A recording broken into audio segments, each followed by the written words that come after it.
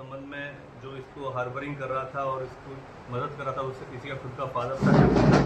जगविंदर को 18 अप्रैल को, जब 17 अप्रैल को मुकदमा दर्ज हुआ,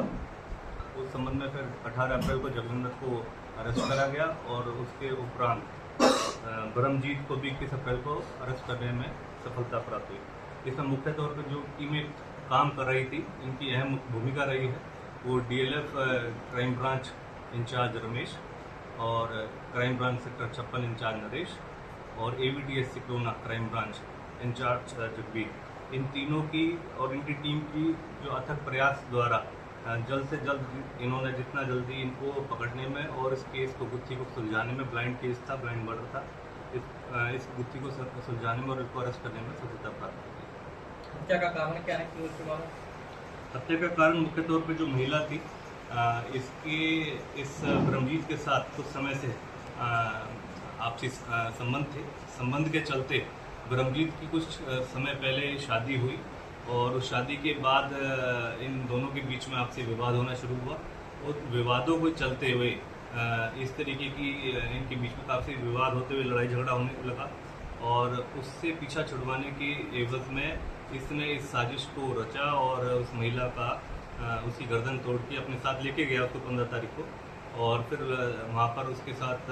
मारपिटाई करके अपने खेतों के पास एक नाला जाता है, उसके अंदर उसकी डेड बॉडी को फेंक दिया और डेड बॉडी ताकि किसी की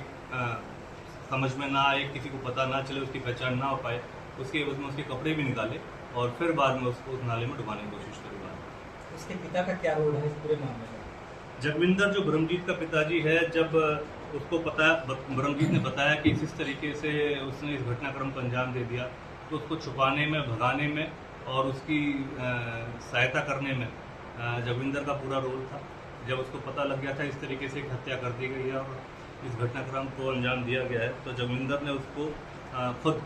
पलवल तक छोड़ा, उसको आर्थिक सहायता भी दी और उसको यहाँ से भगाने में मदद की। महिला मूल रूप से कहाँ की रहने वाली थी और क्या शादीशुदा थी, कोई बच्चे उसको? महिला कबूलपुर में ही रह रही थी, एक हाउसवाइफ के तौर पे थी, 49 ईयर्स ओल्ड थी,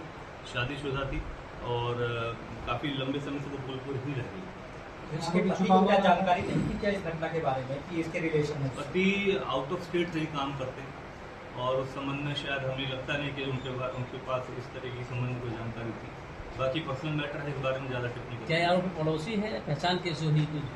लगभग 1.5 साल पहले इनकी आपसी जान पहचान में ये एक दूसरे के संपर्क में आए, इनके आपसी संबंध बने उस तरीके से, और क्योंकि ये भी कबूलपुर का ही रिहायशी है और वहाँ खेती बाड़ी का काम करता है, तो आपसी जान पहचान के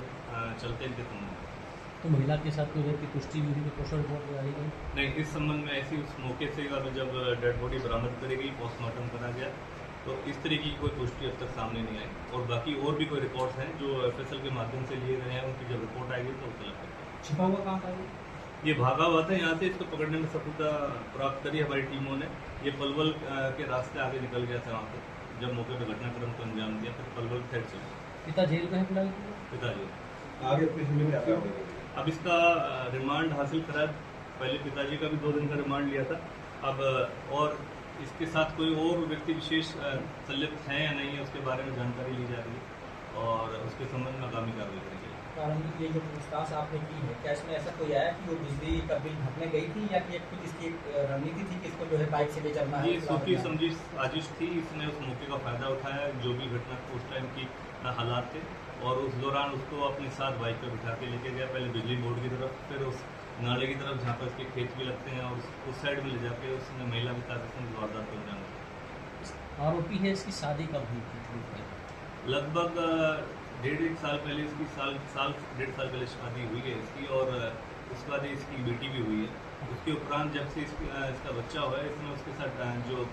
मृतिका थी उसके साथ डिस्टेंस बनाना शुरू करा और उनके चलते आपसे विवाद चलते रहे और कुछ और भी ऐसी वजहें सामने आई हैं जो कि उचित नहीं है कि इस तरीके से इन्वेस्टिगेशन आउट ऑफ लाइन जाके बात करना, जो उसके बारे में पुष्टि करी जाए।